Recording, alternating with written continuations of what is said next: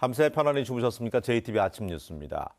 어젯밤 10시를 기해서 한반도는 태풍 타파의 영향권에서 벗어났습니다.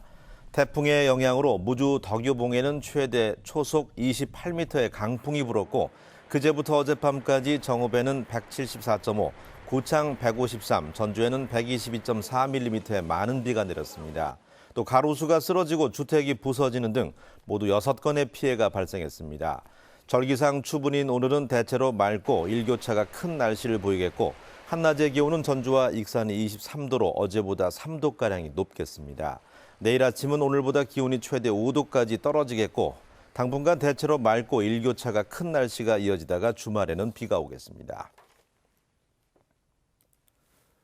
진안군이 쓰레기 매립장을 공원으로 만들겠다는 약속을 지키지 않자 주변 마을 주민들이 삭발을 하는 등 강하게 반발하고 있습니다. 16년 전 진안군의 미숙한 행정이 원인으로 보입니다. 주혜인 기자가 보도합니다. 1997년 지어진 진안 생활쓰레기 매립장입니다.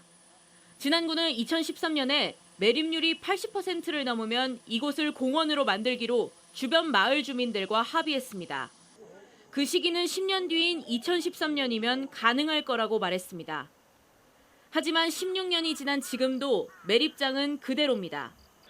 주민들은 진안군이 약속을 어겼다면서 삭발까지 하는 등 강하게 반발하고 있습니다.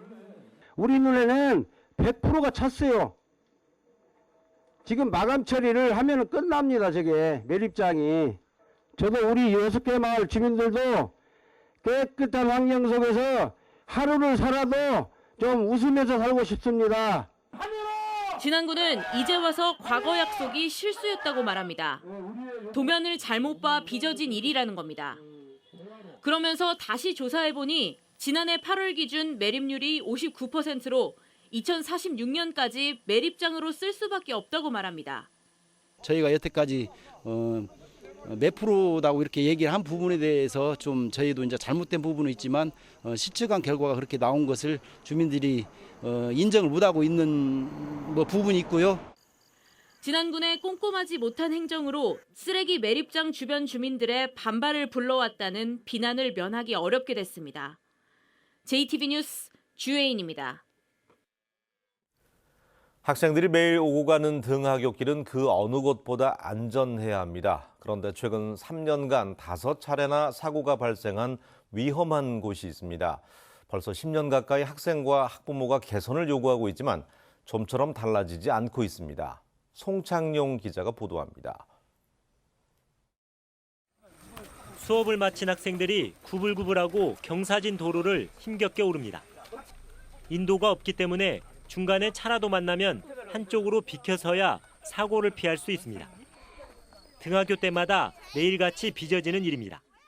차 지나갈 때마다 다 막 빵빵거리고 계속 창문 열고 뭐라고 하는 사람들도 있고. 내려가다가 저도 모를 때 갑자기 빵 거리면 놀래가지고 막 몇 프로 빠지고. 호성중학교 전교생 400여 명 가운데 절반가량 이용한다는 이 통학로는 원래 차가 거의 다니지 않는 농로였습니다.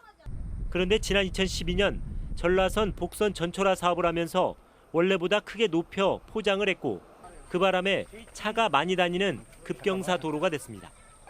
비좁고 급경사에 차와 보행자가 서로 보이지 않다 보니 최근 3년간 5차례나 사고가 발생했습니다.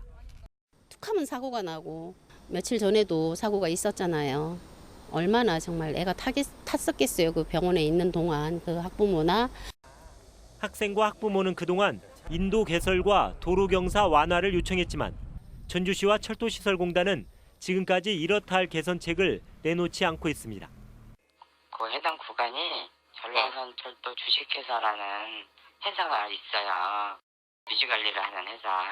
그런 부분하고 이제 행정적인 업무를 좀 하고 있고요.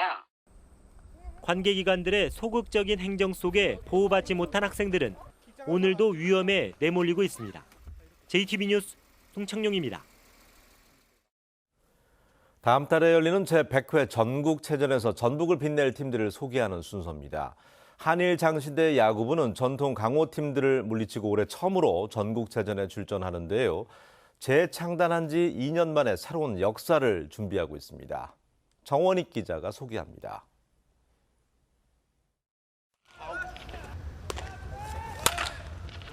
많은 이들이 우리가 전라북도 대표팀으로 선발될 줄 몰랐습니다.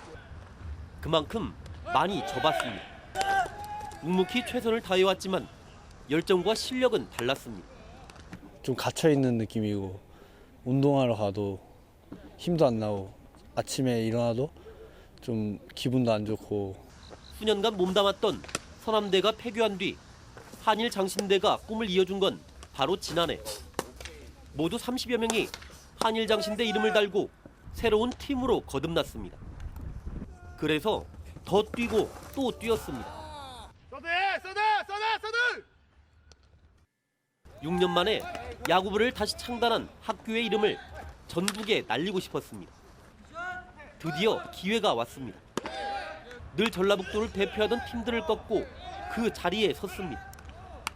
시즌 시작하기 전부터 목표해왔던 거를 이룰 수 있어가지고 말로 표현할 수 없을 만큼 참 좋았던 순간이었던 것 같습니다. 우리의 도전은 이제 시작입니다. 처음으로 출전하는 전국체전. 모두 깜짝 놀라게 만들 겁니다. 어느 팀이랑도 해볼 만하다. 그날 경기에 따라서 어떻게 될지 모른다라고 생각을 하기 때문에 잘 준비하면 우승까지도 할 수 있지 않나. 전라북도 야구의 새 역사가 되리라 믿어 심지 않습니다.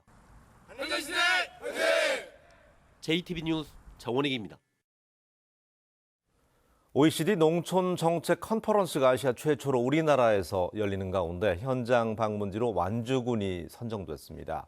내년 도민체전 개최지인 남원시가 본격적인 체전 준비에 나섰습니다. 나금동 기자입니다. 로컬 푸드로 대표되는 완주의 사회적 경제가 다시 한번 세계로부터 주목을 받고 있습니다.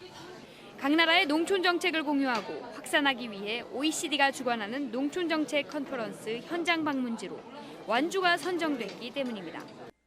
완주군은 아시아 최초로 국내에서 열리는 컨퍼런스인 만큼 완주를 세계에 알릴 좋은 기회가 될 것으로 기대하고 있습니다. 내년 전북 도민체전 개최지인 남원시가 TF팀을 구성하고 본격적인 체전 준비에 나섰습니다. TF팀은 도민체전 기본 계획을 세우고 경기장 시설 확인과 개보수 예산 파악 등 사전 준비 활동을 추진하고 있습니다. 경기장 시설 정비와 스포츠 인프라를 구축하고 시민들의 자발적인 참여를 유도하여 수준 높은 경기가 치러지도록 준비에 만전을 기하겠습니다.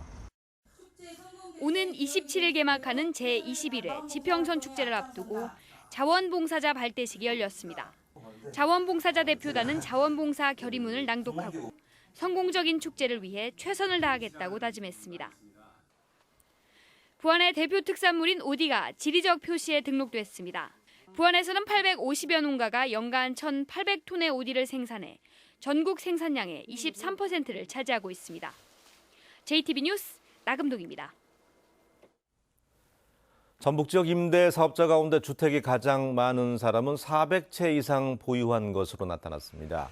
민주평화당 정동영 의원실에 따르면 전국 상위 30대 임대 사업자 가운데 전주의 41살 장모 씨가 427채를 보유해서 전국에서 8위에 올랐으며 순창의 46살 김모 씨는 356채를 가져서 16위에 올랐습니다.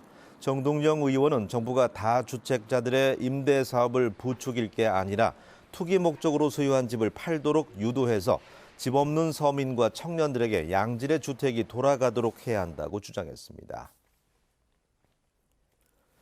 학교자치 조례에 따라서 학교마다 의무적으로 설치해야 하는 교무회의와 교사회를 유치원과 초등학교는 통합 설치하는 게 허용됩니다. 전북교육청은 이 같은 내용의 학교자치 조례 시행규칙을 공포했습니다.